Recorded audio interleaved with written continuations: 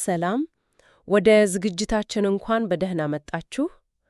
ዛሬ የምንዳሰሰው ርዕሰ ጉዳይ ሁላችንም እናውቀዋለን ብለን የምናስበው ነው፣ ጸሎት። አዎ፣ ያው ብዙ ጊዜ ጸሎት ስንል ወደ አእምሯችን የሚመጣው የምንፈልጋቸውን ነገሮች ዝርዝር አዘጋጅተን ወደ ሰማይ መላክ፣ እናም የተሻለውን ተስፋ ማድረግ። በትክክል።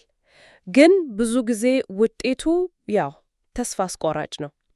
ለዚህ ነው መሰለኝ በዶር ማይልስ ሙንሮ መጽሐፍ ላይ የጸሎትን ዓላማና ኃይል መረዳት በሚለው። በጣም ጥሩ መጽሐፍ ነው። አዎ፣ ለምንድን ነው የጸሎት ስብሰባዎች ላይ ጥቂት ሰዎች ብቻ የሚገኙት ብሎ የሚጠይቀው? ምናልባት መልሱ ጸሎትን ከመሰረቱ የተረዳነው ነገር ስህተት ስለሆነ ሊሆን ይችላል። እዚህ ላይ ነው ወሳኙ ነጥቡ ያለው። መጽሐፉም የሚያተኩረው እኮ እዛ ላይ ነው። ጸሎት ማለት እግዚአብሔርን አንድ ነገር እንዲያደርግልን የምንለማመንበት ወይም የምናሳምንበት ጥረት አይደለም። በፍጹም። ይልቁንስ እግዚአብሔር አስቀድሞ ሊያደርግ የፈለገውን ነገር በምድር ላይ እንዲፈጸም እኛ የምንሰጥበት አንድ አይነት ሕጋዊ ፈቃድ ነው የሚለው። ሕጋዊ ፈቃድ መስጠት፣ ይቺ ቃል ራሷ በጣም ትልቅ ናት። በጣም። እና የዛሬው ዓላማችንም ይህንን ሐሳብ መፍታትና ጸሎት ከልመና ባለፈ ምን ያህል ከባድ ኃላፊነትና ስልጣን እንደሆነ መመርመር ነው። በጣም ጥሩ። እስቲ እንግዲያው ከመነሻው እንጀምር። ያው መጽሐፉ ላይ እንደተጠቀሰው እንደ ሙሴ፣ አብርሃም፣ ዳዊት ያሉ ሰዎች የጸሎትን ኃይል በሚገባ ተጠቅመውበታል። ኢየሱስ ራሱ ሌት ተቀን ይጸልይ ነበር። ልክ ነህ። ጸሎት እንደሚሰራ ይህን ያህል ማስረጃ እያለ በዘመናችን ለምንድን ነው ትርጉሙ የጠፋበት? ብዙዎቹስ ለምን ተስፋ ቆረጡበት? ይህንን ጥያቄ ለመመለስ መጽሐፉ ወደ ፍጥረት መጀመሪያ ነው የሚመልሰን። ያው አብዛኞቻችን ጸሎት የጀመረው አዳምና ሔዋን ከወደቁ በኋላ፣ አዎ፣ ከእግዚአብሔር ጋር የተበላሸውን ግንኙነት ለመጠገን። ግን መጽሐፉ እንደሚለው የጸሎት መሰረት የተጣለው ከዚያ በፊት ነው፣ እግዚአብሔር ሰውን ሲፈጥር። ይሄ በጣም አስገራሚ ነጥብ ነው። በተለይ ዘፍጥረት 1:26 ላይ ሰውን በአምሳላችን እንስራ ይግዙም የሚለውን ሐሳብ የጸሎት መነሻ እንደሆነ ያስረዳል። አዎ። ግን መግዛት ከመጸለይ ጋር ምን አገኘው? ማለቴ አንዱ ስልጣንን ሲያመለክት፣ ሌላኛው ደግሞ እንደ ልመና ነው የሚታየው። በጣም ጥሩ ጥያቄ ነው። ችግሩ ያለው እዚሁ ላይ ነው የሚለው መጽሐፉ። ይግዙ የምትሏ ቃል እሷ ናት ቁልፏ። እሺ፣ እግዚአብሔር ምድርን ከፈጠረ በኋላ አስተዳደሩና ቁጥጥሩን ለማን ነው ያስረከበው? ለሰው ልጅ። በሌላ አነጋገር ሰውን በምድር ላይ እንደ ሕጋዊ ወኪሉ፣ እንደ አምባሳደሩ ሾሞታል። እንደ አምባሳደር? አዎ። አንድ አምባሳደር በሄደበት አገር የላከውን መንግሥት ሙሉ ሥልጣን እንደሚወክል ሁሉ ሰውም በምድር ላይ የሰማይን መንግሥት እንዲወክል ተደርጎ ነበር የተፈጠረው። ስለዚህ እግዚአብሔር ለሰው ልጅ እውነተኛ የሆነ ሕጋዊ ሥልጣን ሰጥቶታል ማለት ነው። በፍጹም። እናም የሰጠውን ሥልጣን ስለሚያከብር በምድር ጉዳዮች ላይ ያለ ሰው ፍቃድ በቀጥታ ጣልቃ አይገባም። የሰውን ትብብር ይፈልጋል። እናም ጸሎት ማለት የሰው ልጅ ይህንን ሥልጣኑን ተጠቅሞ የሰማይ ፍቃድና ዓላማ በምድር ላይ እንዲሆን ፍቃድ የሚሰጥበት ወይም በር የሚከፍትበት መንገድ ነው። እንዴ! ቆይ እስቲ፣ ይሄ ማለት እግዚአብሔር አንድን ነገር ለማድረግ እኛ እስክንጸልይ ድረስ ይጠብቃል ማለት ነው? ብዲክ። ይሄ ሐሳብ የእግዚአብሔርን ሁሉን ቻይነት የሚጻረር አይመስልም። እንዲያውም ሁሉን ቻይነትን ነው የሚያረጋግጠው። እሱ በራሱ ሕግና ሥርዓት የሚመራ አምላክ ነው። ለሰው ልጅ ግዛ ብሎ ሥልጣን ከሰጠ በኋላ ቃሉን አክብሮ በዚያ ሥርዓት ውስጥ ነው የሚሠራው። ለዚህ ነው ጆን ዌስሊ እግዚአብሔር ለጸሎት መልስ ከመስጠት በቀር ምንም አያደርግም አለው። ለዚህ ነው ይህ የእግዚአብሔር እጅ አጥሮበት ሳይሆን የሰው ልጅ አጋርነት ስለሚፈልግ ነው። ጸሎት ከለማኝነት ወደ አጋርነት የሚያሻግረን ለዚህ ነው። እሺ፣ ይሄ በጣም ትልቅ የአመለካከት ለውጥ ነው። ስለዚህ ጸሎት እግዚአብሔርን ማሳመን ሳይሆን እሱ አስቀድሞ ሊያደርግ የፈለገውን ነገር በምድር ላይ እንዲፈጸም በር መክፈት ነው ማለት ነው። በትክክል። ይህ ከተረዳን ቀጣዩ ጥያቄ የሚሆነው ይህ ስልጣን ምን ሆኖ? አሁን ዓለምን ስንመለከት የሰው ልጅ እየገዛ ሳይሆን እየተገዛ ያለ ነው የሚመስለው። ልክ ነሽ። የአዳምና የሔዋን ውድቀት ያመጣው ትልቁ ጥፋት የሆነው መጽሐፉ ይህንን ሲያስረዳ በአንድ ድንቅ ምሳሌ ነው የሚጠቀመው። የይዞታ ማረጋገጫ ካርታ ፕሮፐርቲ ዲድ በሚባለው ማለት ነው። እሺ፣ እግዚአብሔር ፕላኔት ምድር የተሰኘውን ይዞታ ካርታ ለአዳም ሰጥቶት ነበር። አዳም ግን የእግዚአብሔርን መመሪያ ከመከተል ይልቅ የሰይጣንን መመሪያ ሲከተል በፈቃዱ የማስተዳደር መብቱን ለሌላ አካል አሳልፎ እንደመስጠት ሆነ። ንብረቱ አሁንም የሰው ሆኖ? ንብረቱ የሰው ነው፣ ነገር ግን የማስተዳደር ሕጋዊ መብቱን ለባለጋራ አስረከበ። ይሄ በጣም አስቸጋሪ ጽንሰ ሐሳብ ነው። ሁሉን ቻይ የሆነው አምላክ ዝም ብሎ ገብቶ ያንን ባለጋራ ማስወጣት አይችልም ነበር? በጣም መሠረታዊ ጥያቄ ነው። የመጽሐፉ መልስ የእግዚአብሔር ታማኝነትና ጽድቅ ከኃይሉ እኩል ናቸው የሚል ነው። እግዚአብሔር ለሰው በነጻ ፈቃዱ የሰጠውን ሥልጣን በጉልበት ሊነጥቀው አይችልም። ያ የራሱን ቃልና ሕግ መጣስ ይሆንበታል። የእግዚአብሔር ስጦታና ጥሪ አይጸጸትበትም ይላል ቃሉ። ስለዚህ የጠፋውን ሥልጣን ለማስመለስ ሕጋዊ መንገድ ያስፈልግ ነበር። እናም ያ ሕጋዊ መንገድ የኢየሱስ ክርስቶስ መምጣት ነው። ሁለተኛው አዳም የሚለው ጽንሰ ሐሳብ እዚህ ላይ ነው የሚገባው። በትክክል የመጀመሪያው አዳም እንደ ሰው በምድር ላይ የነበረውን ሕጋዊ ሥልጣን ስላጣ ሌላ ሰው ያስፈልግ ነበር። አዎ፣ ሥልጣኑን መልሶ ሊያገኝ የሚችለው ሌላ ሕጋዊ ሰው ብቻ ነበር። ኢየሱስ እንደ ሁለተኛው አዳም ማለትም እንደ ፍጹም ሰው ሆኖ መጣ። ያለ ኃጢአት ኖረ። እናም በመስቀል ላይ በከፈለው መሥዋዕትነት አዳም ያጣውን የይዞታ ካርታ በሕጋዊ መንገድ መልሶ ገዛው። ዋው! እናም በእርሱ ለሚያምኑ ሁሉ ያ የገዥነት መብት ከእግዚአብሔር ጋር የነበረው ግንኙነት ተመለሰ። ይህንን ሳነብ በጣም ከመሰጡኝ የመጽሐፉ ማብራሪያዎች አንዱ በኢየሱስ ስም መጸለይ የሚለውን ሐሳብ ከየውክልና ሥልጣን ፓወር ኦፍ አተርኒ ጋር ማገናኘቱ ነው። አዎ፣ በጣም ኃይለኛ ነጥብ ነው። ብዙ ጊዜ እኮ በኢየሱስ ስም የሚለውን ጸሎታችንን የምንጨርስበት ሃይማኖታዊ ቀመር እናደርገዋለን። ልክ ነሽ። ግን መጽሐፉ እንደሚለው ከዚህ የላቀ ትርጉም አለው። እስቲ ይህንን ሐሳብ ትንሽ እናብራራው። በእርግጥ ይህ የጠቅላላው ጽንሰ ሐሳብ ማዕከል ነው። በኢየሱስ ስም ማለት ሚታጢ ቃል መድገም አይደለም፣ በፍጹም ይልቁንስ ሕጋዊ መግለጫ ነው። ሕጋዊ መግለጫ? አዎ።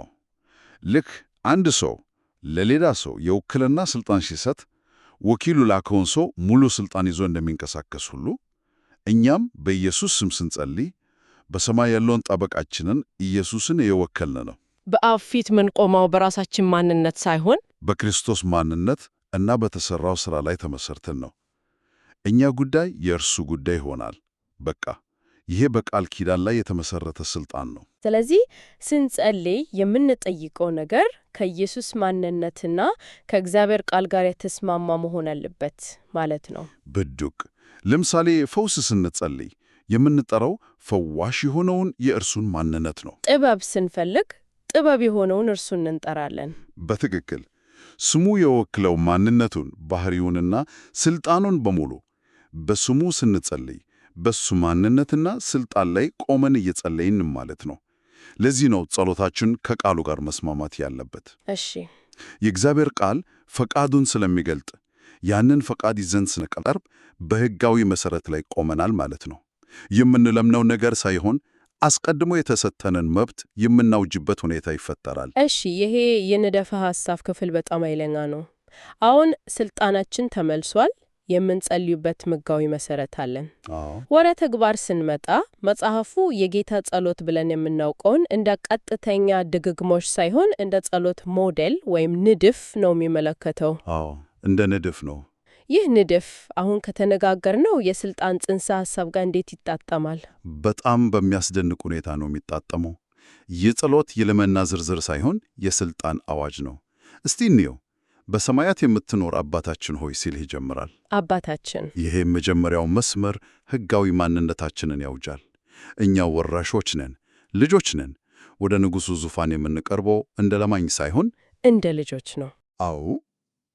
ቀጥሎ መንግሥትህ ትምጣ፣ ፈቃድህ በምድር ትሁን ይላል። ይሄ ተስፋን መግለጽ ሳይሆን ትእዛዝ ነው። የሰማይ መንግሥት ሥርዓት፣ ጤና፣ ሰላም በምድር ላይ እንዲሰፍን ሕጋዊ ፈቃድ መስጠት ነው። ለሰማይ ፈቃድ በምድር ላይ የማረፊያ ፈቃድ ላንዲንግ ፐርሚት እንደ መስጠት ነው። ዋው! በጣም አስገራሚ አተያይ ነው። የዕለት እንጀራችንን ዛሬ ስጠን የሚለውስ ያ ልመና አይመስልም? በመጽሐፉ አተያይ ያም ቢሆን የልመና ቃና የለውም። የወራሽ መብትን መጠየቅ ነው። ልጆች ከወላጆቻቸው ምግብ ሲጠይቁ አይለምኑም። የሚገባቸውን ነው የሚጠይቁት። የሚገባቸውን ነው። ስለዚህ ይህም ከመብት ጋር የተገናኘ ነው። ከዚያ እኛም የበደሉንን ይቅር እንደምንል ይቅር በለን የሚለው ይመጣል። እዚህ ላይ ስልጣናችንን በአግባቡ ለመጠቀም ከሰዎች ጋር ያለን ግንኙነት የጸዳ መሆን እንዳለበት ያሳያል። ይቅርታ የሌለበት ልብ። አዎ፣ ይቅርታ የሌለበት ልብ ይህንን የስልጣን ፍሰት ያግደዋል። የሁሉ ማዕቀፍ በጣም ኃይለኛ ነው። ግን ወደ መጀመሪያው ጥያቄ መልሰናል። የሁሉ እውነት ከሆነ ለምንድን ነው አሁንም ጸሎት ለብዙዎቻችን ውጤት አልባ የሚመስለው? በጣም ወሳኝ ጥያቄ ነው። በንድወ ሐሳብና በተግባር መካከል ያለው ልዩነት ከምን ይመንጫል? አዎ፣ መጽሐፉ ብዙ እንቅፋቶችን ይጠቅሳል። ግን ዋና ዋናዎቹን እንመልከት። የመጀመሪያው ስለ ጸሎት መማር ነገር ግን በተግባር አለመጸለይ ነው። ያ ግልጽ ነው። የመኪና መንዳት መመሪያ አንብቦ መንጃ ፈቃድ እንደመጠበቅ ብድግ እውቀት ብቻውን ለውጥ አያመጣም። ሁለተኛውና በጣም ወሳኙ ግን በእምነትና በተስፋ መካከል ያለውን ልዩነት አለመረዳት ነው። ይህንን ነጥብ በደንብ ብናብራራው ጥሩ ነው። ብዙ ጊዜ እነዚህን ቃላት በተለዋዋጭነት እንጠቀማቸዋለን። ልዩነቱ ወሳኝ ነው። መጽሐፉ እንደሚለው እምነት ማለት አንድ ነገር አሁን እንደተቀበልን የምናምንበት እርግጠኝነት ነው። አሁን እምነት ያለው ስለ አሁኑ ጊዜ ነው። ማርቆስ 11:24 ላይ የጸለያችሁትን ማንኛውንም ነገር እንደተቀበላችሁ እመኑ ነው የሚለው። እንደተቀበላችሁ ይላል። የአሁን ጊዜ ነው። መጽሐፍ ቅዱሳዊ ተስፋ ደግሞ ወደፊት ስለሚመጣው ነገር እርግጠኛ ሆኖ መጠበቅ ነው። ብዙ ጊዜ ሰዎች እግዚአብሔር እንዲያደርግልኝ ተስፋ አደርጋለሁ ሲሉ በእምነት ሳይሆን በምኞት ላይ የተመሰረተ ጥርጣሬ ውስጥ ናቸው። ስለዚህ ተስፋ ማድረግ በራሱ ችግር ሳይሆን በእምነት ቦታ ላይ ስናስቀምጠው ነው ጸሎታችን ኃይሉን የሚያጣው። በትክክል ሌሎቹ የተሳሳተ ዓላማ ሮንግ ሞቲቭስ እና ጥርጣሬ ናቸው። እሺ፣ ያዕቆብ ላይ ትለምናላችሁ ነገር ግን አትቀበሉም፣ ምክንያቱም በተሳሳተ ዓላማ ትለምናላችሁ ይላል።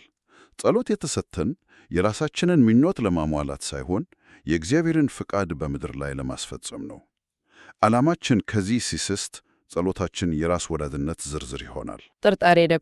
ጥርጣሬ ደግሞ ሙሉን ሥርዓት ያፈርሰዋል። ምክንያቱም በሁለት የተለያዩ ሕጋዊ ሥርዓቶች ላይ ለመቆም እንደመሞከር ነው።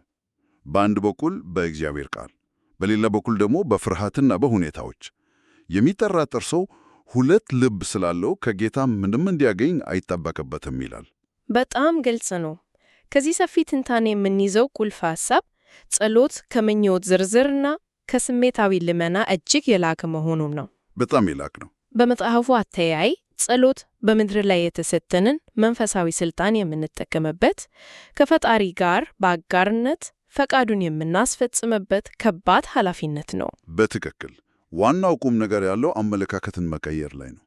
ከእግዚአብሔር ምን ሊሰጠኝ ይችላል ከሚል የለማኝነት አስተሳሰብ ወጥተን እግዚአብሔር በእኛ በኩል በምድር ላይ ምን ሊሰራ ይፈልጋል ወደሚል የአምባሳደርነት ጥያቄ ስንሸገር የጸሎት ሙሉ ኃይል ይገለጣል። ከችግር ተመልካሽነት ወደ መፍትሄ ሰጪነት የምንሸጋገርበት መንገድ ነው። ይህ በጣም ትልቅ የአስተሳሰብ ለውጥ ነው። እንግዲያው ለዛሬው ውይይታችንን ስናጠቃልል ለአድማጮቻችን የሚያስብበት አንድ የመጨረሻ ጥያቄ እናንሳ። እሺ፣ በጣም ጥሩ። ጸሎት የእግዚአብሔርን ፈቃድ በምድር ላይ ለማስፈጸም የተሰጠን ኃላፊነትና ስልጣን ከሆነ አንድ ሰው በዙሪያው ለሚመለከታቸው ችግሮች በግል ሕይወቱ፣ በማህበረሰቡ ወይም በአገሩ ባለመጸለዩ ምን ያህል ተጠያቂ ሊሆን ይችላል?